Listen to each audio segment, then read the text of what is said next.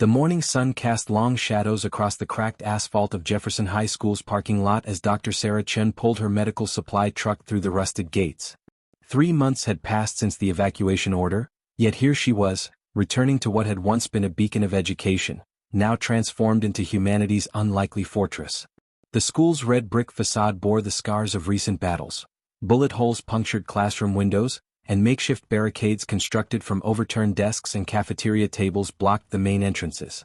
Sarah's hands trembled slightly as she gripped the steering wheel, remembering the chaos of those first days when the infection spread faster than wildfire through the neighboring towns. Inside the school's main hallway, Marcus Rodriguez adjusted his rifle strap and checked his watch. As the former custodian turned reluctant leader of their 43-person community, he knew every creaking floorboard and hidden passage within these walls. The irony wasn't lost on him. The same building where he'd once mopped floors and fixed broken lockers now served as their command center against an enemy that defied all logic. The infected had begun gathering in larger numbers lately, their grotesque forms shambling through the surrounding neighborhoods with an unsettling coordination that made Marcus's stomach turn. Through the reinforced windows of the principal's office, now converted into their observation post, he could see Sarah's truck approaching, bringing desperately needed medical supplies and hopefully news from the outside world. Young Tommy Harrison, barely 16 and the fastest runner in their group, sprinted down the east corridor toward the gymnasium where the other survivors were gathered. His sneakers squeaked against the polished floors as he called out updates about Sarah's arrival. The gym had become their communal living space, with families claiming corners marked by hanging sheets and salvaged furniture. Elena Vasquez, a former teacher who now coordinated their food distribution, looked up from her inventory sheets as Tommy burst through the double doors. The hollow echo of his voice bounced off the basketball hoops still hanging from the ceiling, a haunting reminder of the normal life they'd all lost. Outside, the infected were stirring. What had started as isolated incidents 3 months ago had evolved into something far more terrifying: organized hunting parties that seemed to communicate through guttural sounds and primitive gestures. The creatures retained just enough of their human intelligence to be unpredictable, making them far more dangerous than mindless zombies. They'd learned to avoid the school's main defenses, instead probing for weaknesses in the perimeter with impatience that chilled even the most hardened survivors. The morning's quiet was deceptive. Marcus knew from experience that the infected were most active during the twilight hours, when their enhanced senses gave them advantages over the living. As Sarah's truck rolled to a stop near the loading dock, she caught sight of movement in the tree line beyond the soccer field. Her heart raced as she recognized the telltale shuffling gait of at least a dozen infected emerging from the woods. They moved with purpose, not the random wandering she'd observed in the early days of the outbreak. These creatures were hunting and they'd clearly identified the school as a target. Sarah grabbed her radio and whispered urgently to Marcus, "We've got company approaching from the south. Multiple contacts, maybe 15 to 20. Inside the school, the community had developed an intricate system of survival that would have impressed any military strategist. The chemistry lab had been converted into a makeshift weapons workshop where Jake Morrison, a former mechanic, crafted improvised explosives from cleaning supplies and fertilizer. The library served as their intelligence center, with hand-drawn maps covering every table, marking safe routes through the city and known infected nest locations. Mrs. Patterson, the elderly librarian who'd refused to evacuate with the others, maintained detailed logs of every encounter, searching for patterns that might give them an edge against their relentless enemies. The cafeteria's industrial kitchen allowed them to prepare meals for the entire group, though their supplies were dwindling faster than anyone wanted to admit. Fresh water came from the school's well, one of the few advantages their location provided. The swimming pool, now covered with tarps and debris, concealed an emergency escape tunnel that Jake had discovered during his exploration of the building's basement. These preparations had kept them alive so far, but everyone knew their situation was becoming increasingly desperate. As the afternoon wore on, the infected gathered in greater numbers around the school's perimeter. Their coordination was evolving, and Marcus realized they were facing something unprecedented, an enemy that learned from each encounter, adapting its tactics with each failed assault. The abandoned school that had once shaped young minds was about to become the testing ground for humanity's will to survive, and the next chapter of their story would be written in blood and determination. The first scream pierced the evening air just as Marcus was securing the final barricade at the main entrance, and he knew immediately that this attack would be different from all the others. Through the reinforced windows, he watched in horror as the infected moved with deliberate coordination, some carrying crude weapons fashioned from street signs and construction debris, while others worked together to systematically dismantle the outer fence. The creatures had learned, and their intelligence was evolving at a pace that made his blood run cold. Elena rushed past him toward the gymnasium, her voice echoing through the halls as she called for all non-combatants to move to the upper floors according to their emergency protocol. Sarah had just finished inventorying the medical supplies in the converted nurse's office when the building's lights flickered and went out, plunging the school into darkness save for the emergency lighting that cast eerie red shadows across the corridors. The backup generator hummed to life in the basement, but she knew their fuel reserves would last only hours, not days. Through the small window, she could see the infected had somehow learned to target their power lines, using their enhanced strength to topple the electrical poles that connected them to the outside world. The methodical nature of their assault was terrifying. These weren't mindless creatures driven by hunger, but calculating predators who had studied their prey. Tommy Harrison pressed himself against the wall of the second-floor hallway, his heart hammering as he watched the infected below through a gap in the barricaded window. What he saw defied everything he thought he knew about these creatures. They were communicating through a series of clicks and guttural sounds, coordinating their movements like a military unit. One group focused on the main entrance while another circled toward the cafeteria loading dock, and a third positioned themselves near the gymnasium windows. The boy's hands shook as he reached for his radio, whispering urgent updates to Marcus about the enemy's tactical positioning. In the chemistry lab, Jake Morrison worked frantically to prepare his improvised defensive devices, his weathered hands steady despite the chaos erupting around the building.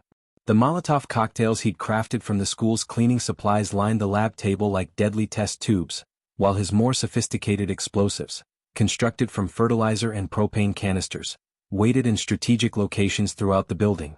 The sound of splintering would echoed from below as the infected began their assault on the main barricade, their coordinated strikes far more effective than the random attacks they'd grown accustomed to repelling. Mrs. Patterson abandoned her usual post in the library and made her way to the PA system in the principal's office, her elderly frame moving with surprising agility as she navigated the darkened hallways. Her detailed logs had revealed a crucial pattern. The infected seemed to react strongly to certain frequencies, becoming disoriented when exposed to high-pitched sounds. If her theory was correct, the school's sound system might provide them with an unexpected weapon against their increasingly intelligent enemies. She flipped through her handwritten notes, searching for the specific frequency ranges that had caused the most dramatic reactions during previous encounters. The gymnasium had become a fortress within a fortress, with families huddled behind overturned bleachers and cafeteria tables arranged in defensive positions. Elena coordinated the evacuation of the youngest children to the upper level, where the wrestling room's thick walls offered additional protection. The parents who remained behind gripped whatever weapons they could find, baseball bats from the athletic equipment, kitchen knives from the cafeteria, and makeshift spears constructed from mop handles and sharpened metal. Their faces reflected the same grim determination that had kept them alive through 3 months of unimaginable horror. Outside, the infected had begun their most sophisticated assault yet, using fallen tree branches as battering rams against the reinforced doors while others climbed onto the school's roof, seeking alternative entry points. Their movements were no longer the shambling gait of the early outbreak. These creatures moved with purpose and planning, their enhanced senses allowing them to navigate the darkness with predatory efficiency. The sound of breaking glass echoed from the eastern wing as they found a weakness in the art room's defenses, forcing Marcus to split his attention between multiple breach points. As the battle intensified, Sarah realized that their survival depended not just on their physical defenses, but on their ability to adapt faster than their enemies. The infected were learning from each encounter, but so were the survivors. Every failed assault taught them something new about their enemy's capabilities and weaknesses.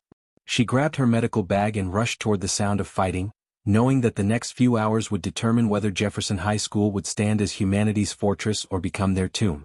The infected had evolved beyond their expectations, but the human spirit's capacity for resilience and innovation remained their greatest weapon against the growing darkness that threatened to consume them all. The breach in the gymnasium's eastern wall came without warning, a thunderous crash that sent debris flying as 3 infected creatures burst through the reinforced barriers that had protected the survivors for months. Elena screamed as she shielded the children behind her, while the parents who had remained to defend their families raised their improvised weapons against enemies that moved with terrifying coordination. The creature's eyes gleamed with an intelligence that chilled Marcus to his core as he rushed from the main entrance, leaving Jake to hold the line while he addressed this new catastrophe. The infected seemed to anticipate their defensive strategies, dodging the makeshift spears and baseball bats with an agility that spoke of learning and adaptation rather than mere instinct. In the principal's office, Mrs. Patterson's trembling fingers worked frantically with the heavy steel safe that had remained locked since the evacuation began 3 months earlier. Principal Anderson's final recordings had to contain something useful. His last radio transmission had mentioned critical information about the outbreak's origin before the signal went dead. The combination lock clicked open just as the sounds of battle intensified below, and inside she found not just audio recordings, but detailed research notes and a USB drive labeled Project Mindbridge. Anderson had been investigating the infection source, and his findings suggested that the creatures weren't just infected humans, but something far more sinister, a collective consciousness that grew stronger with each new addition to their ranks. Tommy Harrison had become their eyes and ears throughout the building, his youthful agility allowing him to navigate the darkened hallways and stairwells with remarkable speed. As he reached the second floor, he witnessed something that would haunt him forever.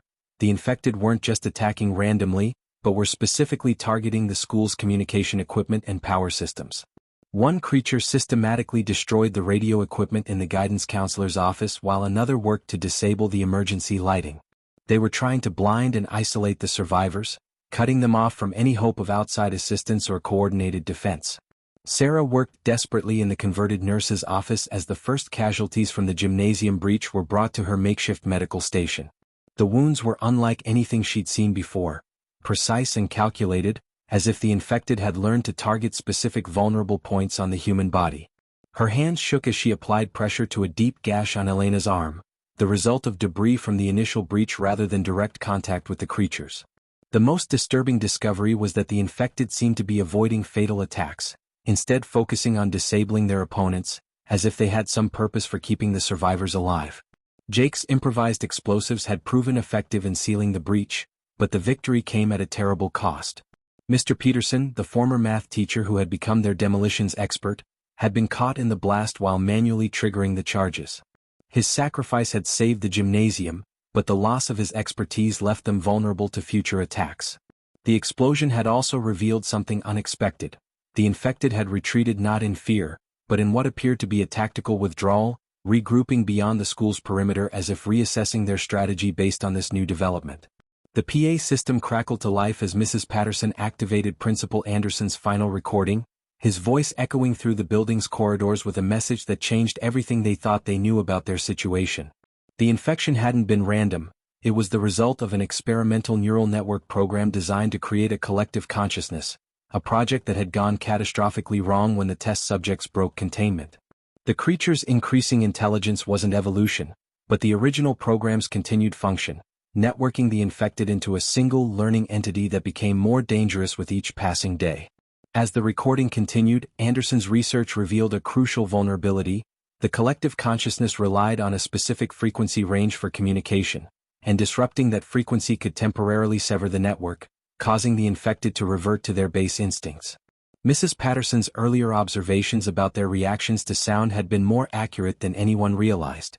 The school's PA system, if modified correctly, could broadcast the disruptive frequency throughout the building and potentially beyond, offering them their first real weapon against the growing intelligence that threatened to overwhelm their defenses. The battle in the gymnasium had ended, but the war for Jefferson High School was entering a new phase. The infected had learned from their failed assault, but so had the survivors.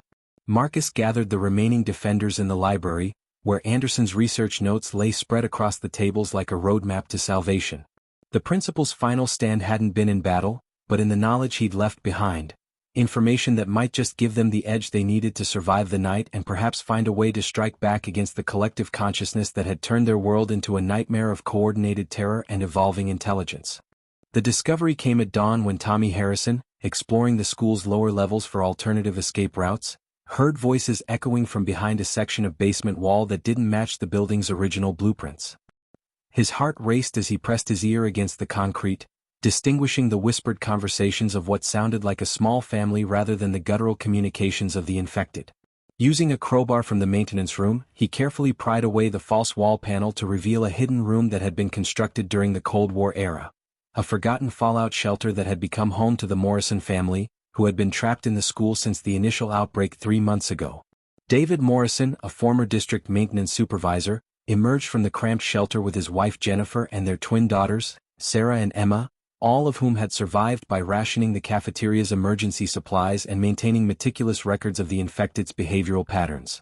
Their hidden sanctuary was a testament to human ingenuity, equipped with a makeshift water filtration system, solar panels that fed through a concealed rooftop connection, and most importantly, a series of observation ports that provided clear views of the surrounding area without detection. The family had become unwitting researchers, documenting the infected's evolution through detailed journals that filled several notebooks with sketches, behavioral observations and timing patterns. Jennifer Morrison's background as a behavioral psychologist had proven invaluable during their isolation, and her findings painted a terrifying picture of the infected's true nature. Through careful observation, she had identified what appeared to be a hierarchical structure within the infected groups, with certain individuals displaying enhanced cognitive abilities and directing the actions of others through a complex system of vocal and physical signals. Her most disturbing discovery was the existence of what she termed alpha specimens, infected individuals who retained significant portions of their human intelligence while gaining the collective's enhanced physical capabilities, making them exponentially more dangerous than their subordinates. The Morrison family's survival had depended on their ability to remain completely hidden, but their observations had revealed critical information about the infected's weaknesses and behavioral patterns. David's maintenance expertise had allowed him to tap into the school's security system, providing them with camera feeds from throughout the building that showed the infected's movements and gathering patterns. The footage revealed that the creatures were most active during twilight hours, suggesting that their enhanced senses were optimized for low-light conditions, while bright lights and loud noises seemed to cause them significant discomfort and disorientation. Marcus studied the Morrison family's detailed maps and behavioral charts in the library, where their research had been spread across multiple tables alongside Principal Anderson's files. The integration of their findings painted a comprehensive picture of the enemy they faced, a collective consciousness that operated through a network of increasingly intelligent individuals, directed by alpha specimens who could plan and execute complex strategies. Most crucially, Jennifer's psychological analysis suggested that the alpha creatures maintained emotional connections to their human memories, making them potentially vulnerable to psychological manipulation if approached correctly. The infected's behavioral patterns revealed a disturbing truth about their ultimate objective. They weren't simply hunting for food or territory, but were systematically seeking to expand their collective consciousness by capturing and converting survivors through a process that took several days rather than the immediate transformation everyone had feared.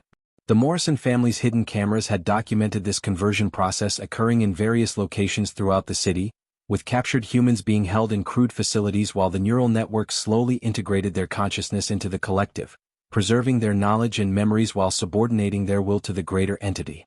Sarah Chin listened intently as Jennifer Morrison described the conversion process, her medical training allowing her to understand the horrifying implications of what they were facing. The infected weren't just trying to kill them, they were trying to recruit them, to add their skills and knowledge to an ever-growing collective intelligence that became more dangerous with each new addition. The realization that former friends and neighbors might still retain their memories and personalities while being controlled by the network added a psychological dimension to their struggle that made every encounter exponentially more disturbing. The Morrison family's integration into the larger survivor community brought their total numbers to 47, but more importantly, it provided them with the intelligence and tactical advantages they desperately needed to survive. David's knowledge of the school's infrastructure, combined with Jennifer's behavioral insights and their detailed surveillance footage, gave Marcus the tools to develop more effective defensive strategies.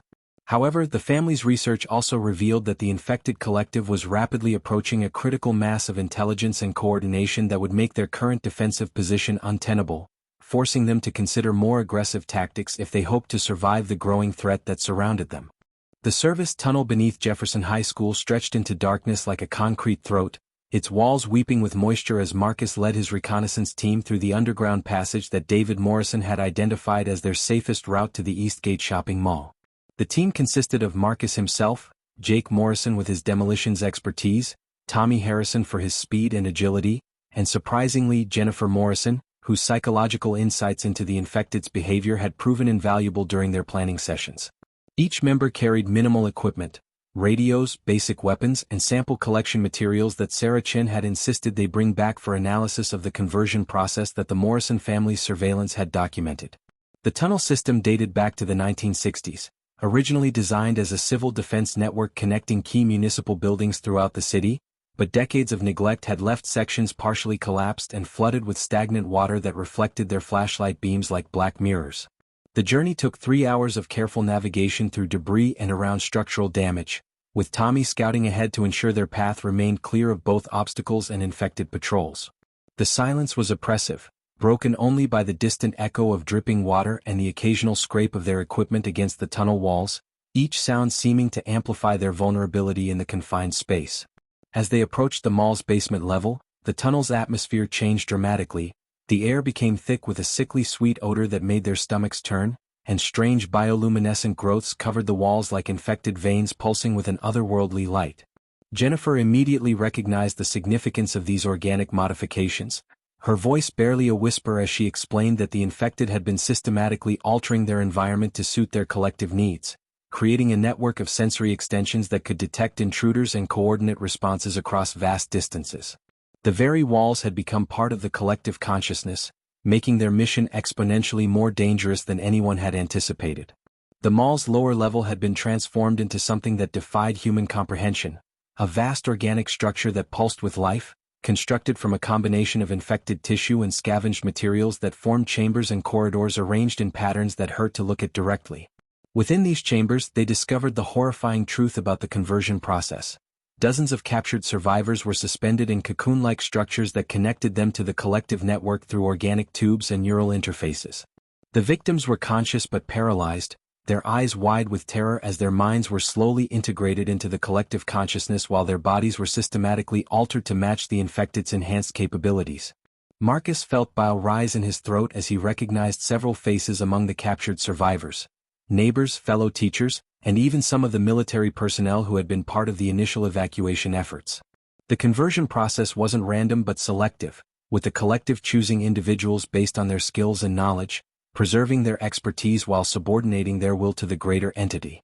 Jake identified the mall's former security chief among the victims, his partially converted form still wearing the remnants of his uniform while organic growths covered his skin like living armor, his eyes tracking their movements with an intelligence that was no longer entirely human. The team's mission to gather intelligence quickly became a desperate race for survival as the organic network detected their presence and began coordinating a response throughout the mall structure. The infected didn't simply attack, they moved with military precision, cutting off escape routes and herding the intruders toward capture rather than destruction.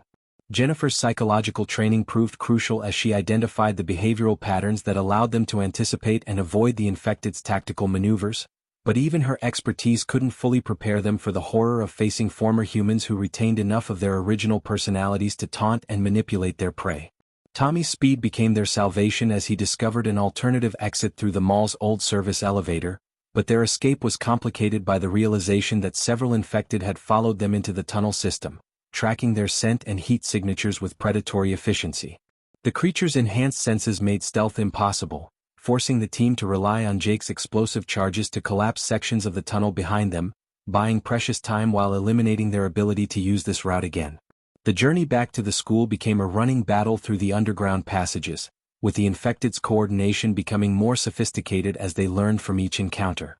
The team arrived at Jefferson High School with vital intelligence about the collective's true capabilities and horrifying confirmation that the conversion process was far more advanced than anyone had imagined. Their discovery that the infected could modify their environment and that the collective was actively seeking specific individuals for integration changed everything about their defensive strategy. The mall had become a processing center for human consciousness, and the team's narrow escape had undoubtedly marked them as priority targets for the collective's expanding intelligence, making their school sanctuary more precarious than ever before. The infected's final assault began at sunset with a coordinated strike that demonstrated everything they had learned from months of failed attempts. Their enhanced intelligence now focused on exploiting every weakness the reconnaissance team had inadvertently revealed during their escape from the mall. The creatures moved with military precision, systematically targeting the school's power grid, communication systems, and water supply while simultaneously launching diversionary attacks on multiple entry points to scatter the defenders' attention. Marcus watched from the principal's office as hundreds of infected emerged from the surrounding neighborhoods, their movements choreographed like a deadly ballet that spoke of a collective consciousness operating at peak efficiency. The first breach came through the chemistry lab's reinforced windows, where the infected had learned to use the school's own fire axes against the barriers that Jake Morrison had so carefully constructed. The creatures poured through the opening like a living tide, their coordinated advance forcing the survivors to abandon their carefully planned defensive positions and retreat toward the gymnasium according to their emergency protocol.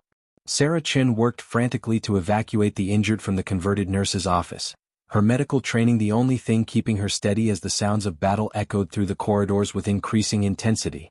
Mrs. Patterson's discovery of the frequency-based weakness had given them hope, but implementing the solution proved far more challenging than anyone had anticipated.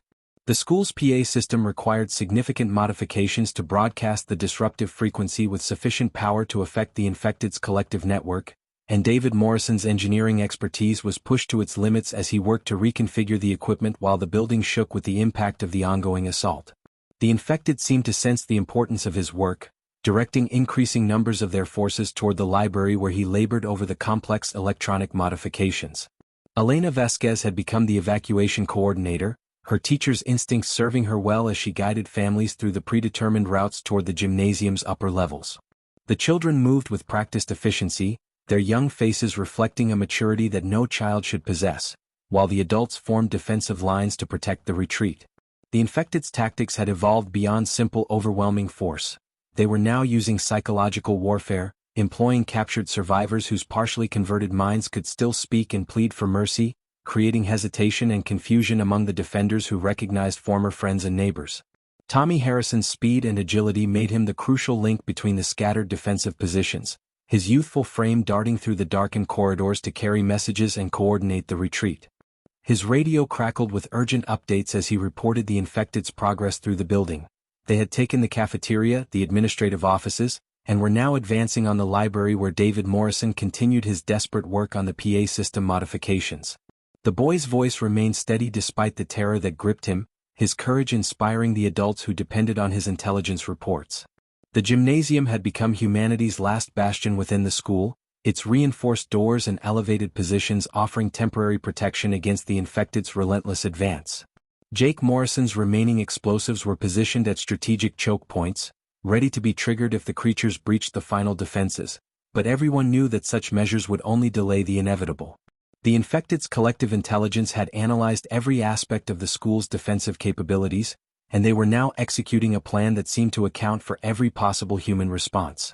Sarah's medical station had been relocated to the gymnasium's upper level, where she treated the wounded while monitoring the radio frequencies that David Morrison was attempting to weaponize against their enemies. Her background in neurology had helped her understand the technical aspects of the collective consciousness, and she worked alongside David to fine-tune the frequency modulation that might disrupt the infected's neural network. The equipment modifications were nearly complete, but the infected's advance had accelerated beyond their ability to implement the solution. The final moments of the battle arrived with the sound of splintering wood as the infected breached the gymnasium's main entrance, their coordinated assault overwhelming the last defensive positions with brutal efficiency. The survivors faced a terrible choice: trigger Jake's explosives and potentially destroy themselves along with their enemies, or attempt to use the modified PA system despite the incomplete preparations. Marcus made the decision that would define their fate, giving David Morrison the signal to activate the frequency weapon while Jake prepared to detonate the charges as a last resort. The school speakers crackled to life with an ear-piercing tone that seemed to cut through the very air itself, and for a moment, the infected's advance faltered as their collective consciousness struggled to maintain control over the disrupted neural network that had made them so formidable. The frequency weapon's initial success lasted only moments before the infected's collective consciousness began adapting to the disruption, their neural network rerouting around the damaged pathways with a resilience that spoke of an intelligence far beyond human comprehension. Marcus watched in horror as the creatures recovered from their momentary disorientation, their movements becoming more erratic but no less dangerous as individual infected began operating on pure instinct rather than collective coordination.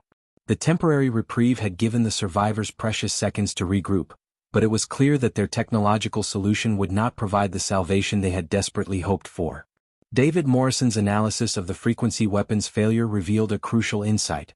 While they couldn't permanently disrupt the collective consciousness, they could create windows of vulnerability during which the infected's coordination would be severely compromised.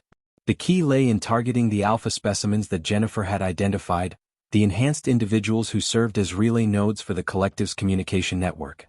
If they could eliminate enough of these crucial connectors during the frequency disruption, they might be able to fragment the collective into smaller, more manageable groups that could be defeated through conventional means. The plan that emerged from this realization was audacious in its simplicity and terrifying in its requirements. A coordinated strike on the mall's conversion facility during a sustained frequency bombardment, with the goal of destroying the primary alpha specimen that appeared to be coordinating the entire collective network.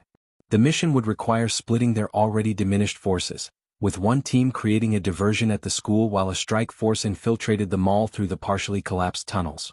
The risks were enormous, but the alternative was certain death as the infected's intelligence continued to evolve beyond their ability to counter.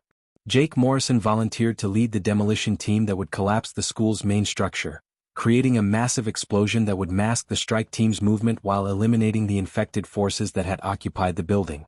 His expertise with explosives made him the natural choice for the mission, but everyone understood that the timer mechanism would leave him insufficient time to reach minimum safe distance. The former mechanic accepted this reality with the same steady determination that had kept them alive through months of desperate survival, his sacrifice becoming the cornerstone of their desperate plan. Sarah Chin led the medical team that would accompany the strike force, her knowledge of the conversion process making her essential for identifying and neutralizing the alpha specimen that controlled the collective network. Tommy Harrison's speed and agility made him the ideal scout for the mission, while Marcus provided tactical leadership and Jennifer Morrison's psychological insights would be crucial for exploiting the alpha's potential vulnerabilities. The team that remained at the school, led by Elena Vasquez, would coordinate the frequency weapon and provide covering fire during the extraction phase.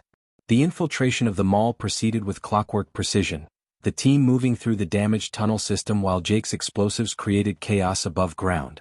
The organic growths that covered the mall's infrastructure pulsed with increased activity as the collective consciousness responded to the threat, but the frequency weapon's intermittent broadcasts created gaps in their coordination that the strike team exploited with deadly efficiency. The conversion chambers had expanded since their previous reconnaissance, with dozens of new victims suspended in the horrifying organic cocoons that fed the collective's growing intelligence. The alpha specimen they discovered at the mall's center was a grotesque fusion of human intelligence and infected enhancement, its partially converted form still recognizable as Dr. Rebecca Walsh, the neurologist who had originally developed the Project Mindbridge technology. Her retained memories and scientific knowledge had made her the perfect foundation for the collective's evolution, but her human consciousness still existed within the hybrid creature, creating the psychological vulnerability that Jennifer Morrison had predicted. The confrontation became a battle of wills as much as physical combat, with Jennifer using her understanding of human psychology to exploit the alpha's emotional connections to its former identity. The destruction of the alpha specimen sent shockwaves through the collective network, causing the infected throughout the city to lose their coordination and revert to their base instincts. The mall's organic structure began to collapse as the neural network that sustained it failed, forcing the strike team to evacuate through the crumbling tunnels while the conversion chambers released their captives in various stages of the transformation process. Jake Morrison's sacrifice had achieved its purpose, but the cost extended beyond his heroic death. The school that had sheltered them for months was now a smoking ruin, and several members of the strike team had been lost during the final assault on the alpha specimen. The survivors who emerged from the underground passages found themselves in a world fundamentally changed by their actions, the infected's collective intelligence shattered into fragments that posed individual threats rather than coordinated extinction. Their victory had come at a terrible price, but the sacrifice of their sanctuary and fallen comrades had broken the collective consciousness that had threatened to consume humanity's remaining survivors. 6 months after the fall of Jefferson High School, the morning sun cast long shadows across the campus of Riverside University, where the surviving members of their community had established a new settlement that bore little resemblance to the desperate fortress they had once called home. Sarah Chin stood in the converted lecture hall that now served as their medical facility, her steady hands treating a minor injury while her mind wandered to the memorial garden they had planted in the courtyard, 47 small trees representing each person who had lived and died in their struggle for survival. The transition from their cramped school sanctuary to this sprawling campus had been both liberating and haunting, offering space to heal while serving as a constant reminder of the price they had paid for their freedom. The university's library had become their new command center, where Marcus Rodriguez coordinated the training of recent arrivals who continued to find their way to the settlement through word-of-mouth networks that had developed among the scattered survivor communities. His role as leader had evolved from desperate defender to thoughtful educator, teaching newcomers the hard-won lessons of survival while helping them process the trauma of their experiences. The tactics that had kept them alive at Jefferson High were now being adapted and refined for a larger community, with emphasis placed on early detection systems and psychological support for those still struggling with the collective consciousness's lingering effects. Tommy Harrison, now 17 and bearing the quiet confidence of someone who had faced unimaginable horrors, led the settlement's reconnaissance teams through the surrounding areas where small groups of infected still posed occasional threats. The creature's behavior had changed dramatically since the destruction of the alpha specimen. They moved with the shambling gait of traditional zombies, their intelligence reduced to basic survival instincts that made them dangerous but predictable. The young man's speed and agility had been supplemented by tactical training that Marcus provided, transforming him from a desperate messenger into a capable leader who inspired confidence in the newer survivors. Elena Vasquez had found her calling in the university's education department, where she worked to establish formal schooling for the children who had lost years of their development to the nightmare of survival. The classroom that had once echoed with her teaching voice now hosted a new generation of students who understood the value of knowledge in ways that their pre-outbreak peers never could. Her lessons incorporated practical survival skills alongside traditional subjects, creating a curriculum that honored both the world they had lost and the reality they now inhabited. The settlement's expansion had been guided by the hard-won knowledge of their Jefferson High experience, with multiple escape routes, redundant communication systems, and diversified food production that reduced their vulnerability to siege tactics. David Morrison's engineering expertise had been invaluable in establishing these systems, his work on the frequency weapon having evolved into a comprehensive early warning network that monitored infected activity throughout the region. The technology that had once been their desperate last resort now served as a foundation for their long-term security and growth. Jennifer Morrison's psychological research had taken on new dimensions as she worked with survivors who had experienced various stages of the conversion process, her findings contributing to a growing understanding of how the collective consciousness had operated and how to help those who had been partially integrated. Her work had identified several individuals whose exposure to the neural network had left them with enhanced cognitive abilities, creating a new category of survivors who served as bridges between the old world's knowledge and the new world's requirements. The infected threat had not been eliminated, but it had been fundamentally transformed from an existential crisis into a manageable challenge that required vigilance rather than desperation. Small groups of creatures still roamed the outlying areas, but their lack of coordination made them vulnerable to the settlement's patrol teams, who had developed efficient methods for clearing infected zones and establishing safe perimeters. The collective intelligence that had once threatened to consume human civilization had been reduced to scattered fragments that posed no greater threat than any other dangerous wildlife. As Sarah walked through the settlement streets, she reflected on the journey that had brought them from the desperate defenders of an abandoned school to the founders of a thriving community. The memorial garden served as a daily reminder of those who had not lived to see their victory, but it also represented the growth that had emerged from their sacrifice. Jefferson High School remained empty, its broken windows and collapsed walls standing as a monument to human resilience and the price of survival, while the university campus buzzed with the activities of a community that had learned to build rather than merely endure. The infected had taught them that survival required more than just staying alive. It demanded the courage to hope, the wisdom to learn, and the strength to keep fighting for a future worth living.